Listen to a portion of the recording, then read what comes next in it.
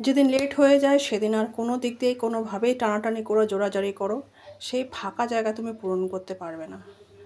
তো সেই কথাটা কেন বলছি অবশ্যই তোমাদের জানাবো। তো নমস্কার সবাইকে, আবার নতুন একটা ভিডিওতে স্বাগত জানাচ্ছি। আমার হচ্ছে সবাই তোমরা ভালো আছো। আর দেখো, সকাল থেকে তো এখন একটু ব্যস্ত থাকবোই, মানে এই কটা দিন আমার এরকম হবেই, সময়ের মানে খুবই হেরফের হয়ে যাবে। এদিকে মেয়েকে পড়াশোনা করানো, কারণ সামনেই এক্সাম, পরীক্ষা চলে এসছে। তো এক্সামের জন্য একটু যদি বাচ্চার পাশে না বসে থাকি তাহলে ও একা একা পড়বে না, দুষ্টুমি করতে থাকবে। তো ওকে পড়িয়ে নিয়ে তারপরে আমি রান্নাঘরে চলে এসেছিলাম। অনেক দেরি হয়ে গেছিলো, প্রায় 1:30-2টার সময় এসে আমি রান্না চাপিয়েছি, জানো তো। তো রান্নাও সেরকম, আজকে আরও একটা ঝামেলার কাজ ছিল। সেই ঝামেলার কাজের মধ্যে হচ্ছে এই কুচো কুচো চিংড়ি মাছগুলো বাছা।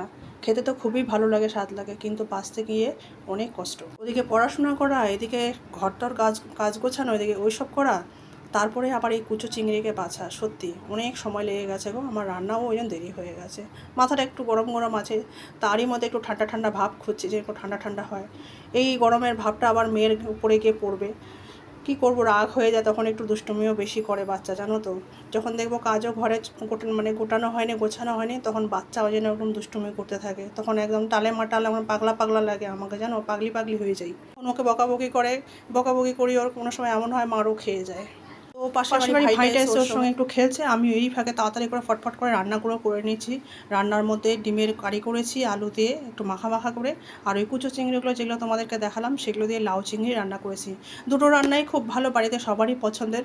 কিন্তু হলে কি হবে, কাজ তো পুরো চূড়ান্ত হয়ে গেছে না, কুচো চিংড়ি বাছতে আমার একদম কুচো কুচো অবস্থা হয়ে গেছিলো। যাই হোক, সমস্ত কিছু সামলে নিয়েছি, এবার মাথা ঠান্ডা আছে। তার মধ্যে এবার খাওয়া দাওয়া এবার করবো। আজকে প্রায় সবই দেরি হয়ে গেল, খাওয়া দাওয়া দেরি হয়ে গেল।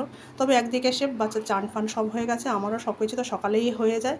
এইবার আস্তে ধীরে সুস্থ ওদেরকে খেতে দেবো। ভিডিও পোস্ট করতে, তারপরে এইসব করতে টাইম মতো পারছি না, সময় মতো পারছি না।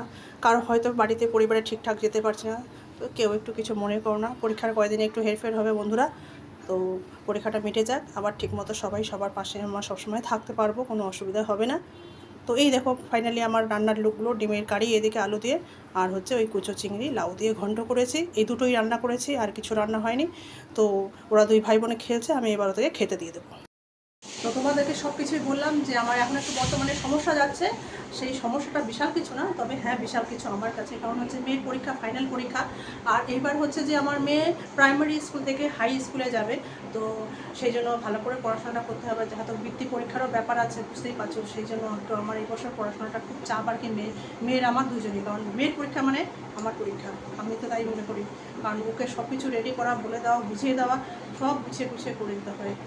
তো বাড়িতে বাচ্চা থাকলে সবারই এরকমই হয়, ভালো করেই জানো তোমরা, বিশেষ করে মাদের সব কিছু ঘরে বাইরে সব থেকেই দেখতে হবে, নতুন করে ব্যাপার নয় এটা। এরই মাধ্যমে সব কিছু রান্না টান্না করে নিয়ে আজকে খেতে খেতেও প্রায় লেট হয়ে গেল। যদি তোমাদের পোস্টে কারো সময় মতো একটু যেতে পারি না, কেউ কিছু মনে করো, তবে অবশ্যই থাকবো। আমার এই যে আমার একটুখানি দৌড়াদৌড়ি ছুটোছুটির ব্যাপারগুলো চলছে, সেগুলো মিটে গেলো। তো আজকের মতো ভিডিওটা এখানেই শেষ করছি, আবার দেখা হবে নেক্সট ব্লগে। তোমরা সবাই ভালো থেকো, সুস্থ থেকো, দেখা হবে নেক্সট ডে।